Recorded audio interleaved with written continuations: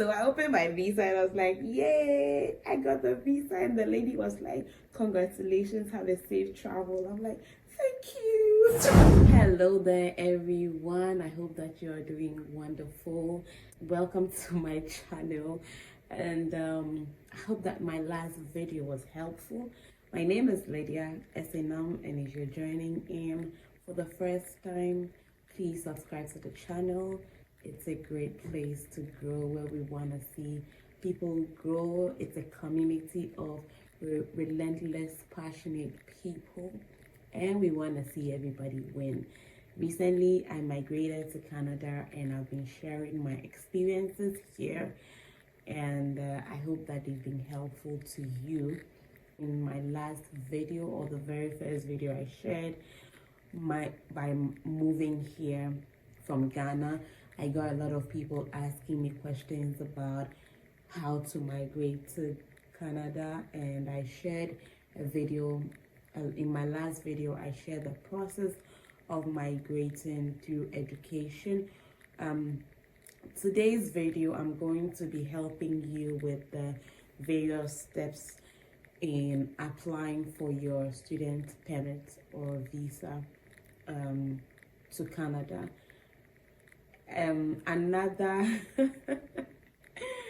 Another disclaimer here, that I am not an agent or an immigration officer.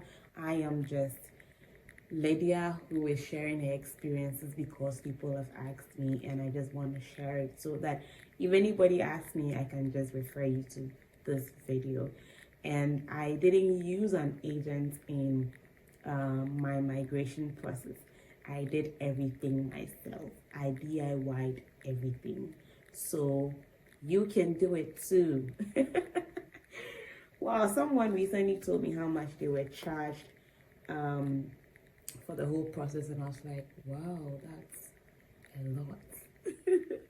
But yeah, I'm glad I did everything myself, because it gave me the opportunity to read wide about the whole process and everything about the Canadian government, all the various migration opportunities here and everything. Like, it gives you a wide range of things that you need to know for the future, even if you might not need it now.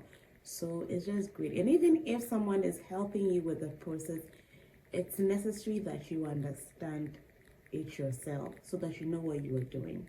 Okay. Yeah, so we are going to go through the process of applying for your student permits. Please, if you can, just take your notepad and pen. But I'll put some of the processes in the description box, and I'll leave helpful links in the description box for you so that you can always refer to it. Okay. Number one, most importantly, you have to be able to be committed to this. I said it in my last video. Give yourself some time.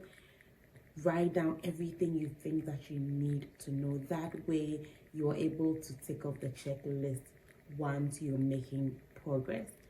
Is the only way to go about this. Trust me. One, I already said that before you apply for your student visa, you need to have applied to a school and have received a letter of acceptance. Okay, you can't just get up to apply for a student visa if you have not applied or gotten admission to a school. You need to do that the first time, and I shared that in my last video. You have to be sure that the program of study in that is a designated learning institution. It's a requirement from the Canadian visa processes. So you need to be sure that the program is in the school, which is a designated learning institution. You also have to be able to check for the admission requirements and research on how. So this is just like a review of the things I mentioned in the last video. You apply to the school, you check if there's a school waiver, or if you've paid part of your fees. It's important to take note of that invoice, because you can show that to the visa officer. I also would like to say that the application for the Canadian student visa is fully online. You don't have to go for an interview, at least at the time that I was doing mine. But it's always important to read on the Canadian website because they update the information regularly. So you need to be updated with that. But as far as I'm concerned, there is no interview and the application is solely online. After you apply to the school, you need to gather your documents, your statement of purpose or letter of application. You need to also look at your supporting documents that you'll be using, your study permit application, right? The Canadian Embassy outlines all the various items or documents that you will need. You need to also get your police reports from the police headquarters. You need to go get your police report.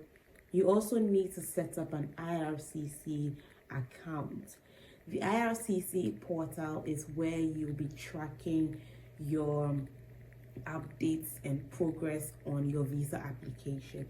Because I mentioned that there is no interview and this is a solely online application, your IRCC account is linked to your GC key where you can always get updates from your email. So you really need to be checking your emails regularly, logging into your portal to check if there are any updates.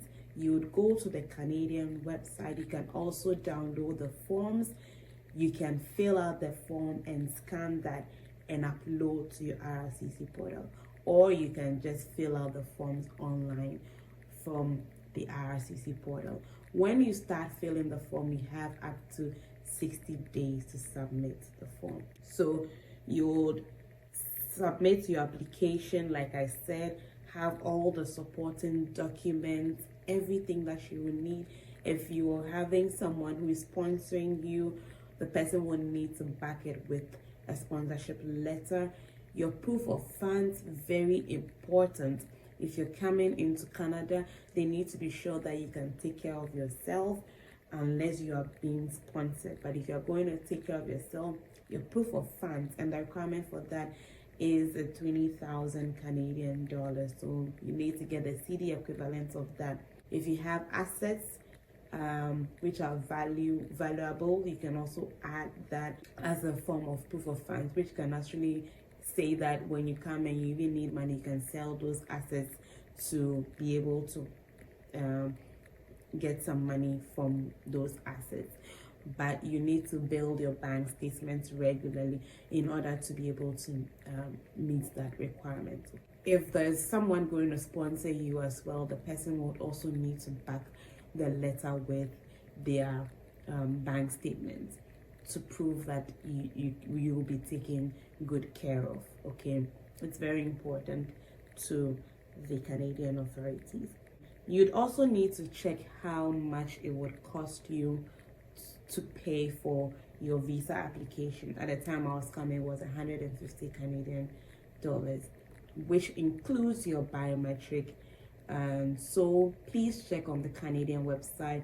The updates information on the site regularly, so you need to check how much it would cost you to apply for your visa.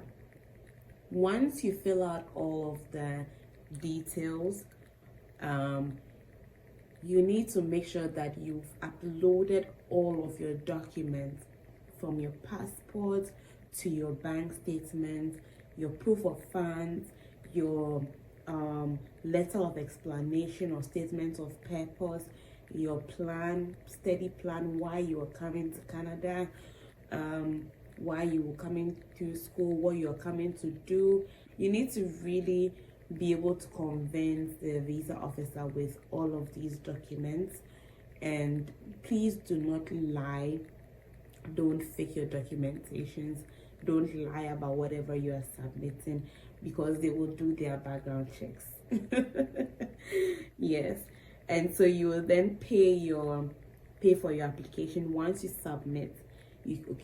Once you pay for the application, your application will be submitted automatically, and then you can be checking on your IRCC portal regularly.